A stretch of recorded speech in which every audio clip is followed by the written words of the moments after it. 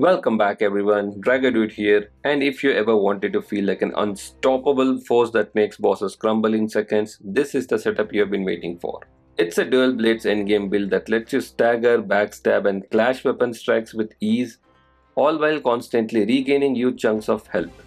The result is an unstoppable build that shreds bosses and regular enemies alike, keeping you alive longer than almost anything else out there while dishing out absolutely ridiculous damage. Okay, let's find out how it works and what are the weapon choices. This build is all about dual blades and we are running two early game weapons that will carry you straight into the end game with ridiculous effectiveness. Our primary set is the firearm blades and these are absolutely key to the whole setup. Their weapons skill perfect shot coupled with a charged heavy attack is our bread and butter for staggering enemies and setting up those devastating backstab. This is the core of our control and burst strategy. Once an enemy is staggered, they are done. And the best part, almost every humanoid enemy and boss in the game can be taken down with this method. For our secondary blades, we are going with the twin bandits for pure damage. These are your go-to when you can't reliably stagger a target. Maybe they're too big, too fast or simply immune to certain setup. With the right scaling, they'll carve through health bars just as quickly, keeping your DPS sky high even outside of stagger windows. And because survival is just as important as damage in this game, we are equipping two bone needles, one tuned for poise breaking, when you can't pull off an instant stagger and need to build up the enemy's poise meter, and another focused on health regeneration to keep you in the fight indefinitely. Which one to use depends entirely on the situation. We will get into all of that in more detail later, but first let's break down the skill tree that makes this whole thing come together. Starting with the dual blade skill tree, the first priority is unlocking every ability that grants you Skyborn Might. We begin with Swift Warrior and Mighty combination, which now awards Skyborn Might for every 4th and 6th light attack in your combo chain. This is especially useful when an enemy is knocked down or locked into a long attack animation, letting you farm Skyborn Might quickly and safely. One of the biggest advantages dual blades have is their unmatched ability to pull off clashes. When an enemy swings a weapon, you can strike back at the exact same time and trigger a clash, nullifying all damage if you are using a disciplined skill or greatly reducing it with light, heavy and charged heavy attacks. Every successful clash also generates a stack of Skyborn Might. And don't worry, I've got a neat trick later in the guide to regain any health you lose from non-disciplined clashes. To maximize this trait, make sure to grab Wave Breaker. It gives all your heavy and charged heavy attacks the ability to clash, while also generating Skyborn Might on every successful one. Next up is Deadly Shadow, which lets you clash with your dash attack. This is our go-to opener when starting a fight without Skyborn Might. Dodge backward, then press light attack to perform a dash strike, and you'll be ready to clash right out of the gate. There's also Leaf Slasher, which adds clash capability to your 4th, 5th and 6th light attacks. You won't rely on it as much since we are mainly using heavy and charged heavies, but it's a nice bonus to have, plus it's on the path to your other critical skills, so you'll be picking it up anyway. That covers the clash and Skyborn Might regeneration side of things. Now let's talk sustain. Blade Master is your discipline skill here and it's incredibly important. When activated with Skyborn Might, it grants the Bladeborn buff, which causes every clash you land to restore a chunk of health. While you are at it, grab variant 1 and variant 2 to extend the Bladeborn duration and boost his healing power, especially when your madness meter is above 90%.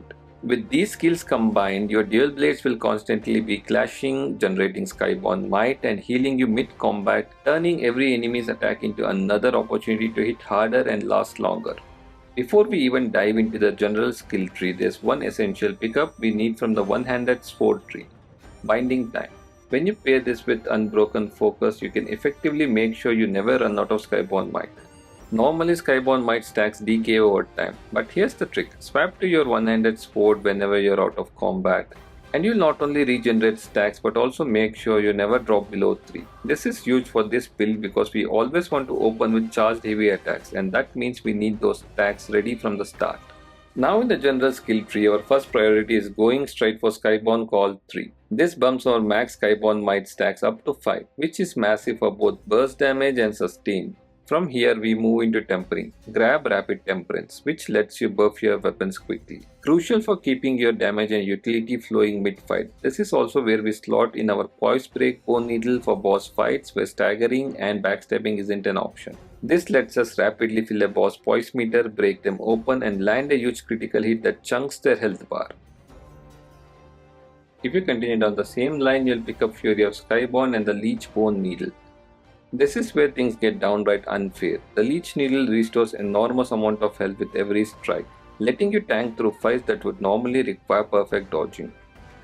And Fury of Skyborn reduces the cost of casting echo-based spells by 1, which is amazing for this setup.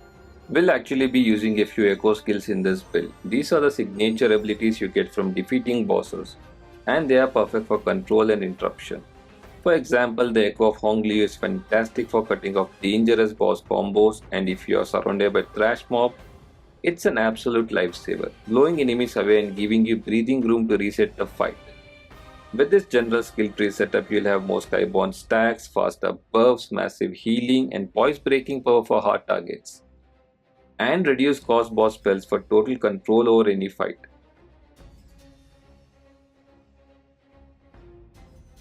For the Benedictions, stick to anything that boosts damage or health regain. On my screen right now, I've got a perfect setup. Feel free to take a screenshot and mirror it. The key idea is simple. If it makes you hit harder or heal more, it's worth having. The same logic applies to Pendants. Prioritize ones that push your damage output to the max or improve health restoration. If it adds survivability without sacrificing power, it belongs in this build. When it comes to Trash Mob, the first rule is simple. Always keep the Blade Master buff active. This single choice turns every weapon clash into a source of health regeneration, keeping you topped off even in prolonged fights. If the enemies you are facing are armed, you have two main openers. If you have Skyborn Might stack, lead with a charged heavy attack to hit hard and start the stagger process. If you don't, open with a dash attack, immediately dodge back and follow with a light attack. This creates a guaranteed clash, which not only restores health but sets up your next strike. If you're facing unarmed enemies or tougher variants, open with a Leech Needle Temperance buff instead. This will help restore health on every strike. For interruptions, Perfect Shot your best friend, and you've also got your echoes. And these are more than just cinematic finishes.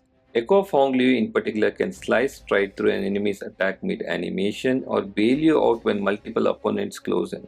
Thanks to Fury of Skyborn reducing its cost, you'll use it more often, weaving it into your core combat rhythm instead of saving it as a last-ditch panic move. When it's time for bosses, the approach shifts from attrition to precision. Your primary goal is to force a backstab window as quickly as possible. The moment you see an opening, fire off Perfect Shot. This doesn't just interrupt, it destabilizes the boss, giving you just enough time to dash into position. You don't need to be directly behind them, slightly to the side works too, as long as you're close enough for the game to recognize it. Follow up with a charged heavy attack for a guaranteed stagger into a backstab and you have just taken control of the fight. Start every fight with Temperance and Bladeborn active, then rely on your movement and timing to carry you. Dodging is strong, but here's the trick. Dodge a fraction earlier than you think. The dodge window here rewards early inputs, and that split second often makes the difference. And if dodging is not your thing, use Clash instead. It's safer and it pairs perfectly with your charged heavies and dash attacks.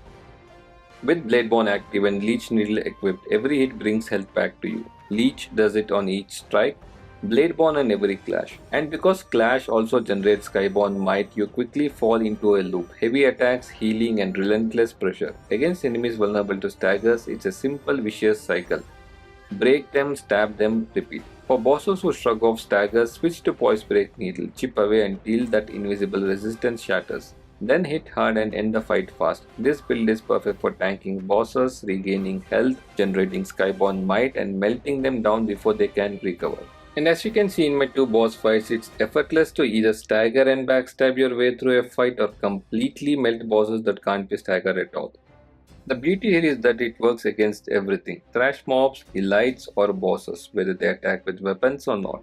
Clashes make short work of weapon-based enemies, cutting straight through their offense, while Perfect Shot stops non-weapon attacks in their tracks. Bladeborn and Leech ensure your health bar is constantly topping up, while your spell selection gives you the ability to reposition instantly, close gap and reset a fight entirely. No matter what the game throws at you, you always have the right answer with this build. If you found this breakdown helpful, drop a like to let me know, and don't forget to subscribe for more guides, builds and boss takedowns. I've got plenty more content coming, so stay tuned, and until next time, keep clashing, keep backstabbing and keep dominating.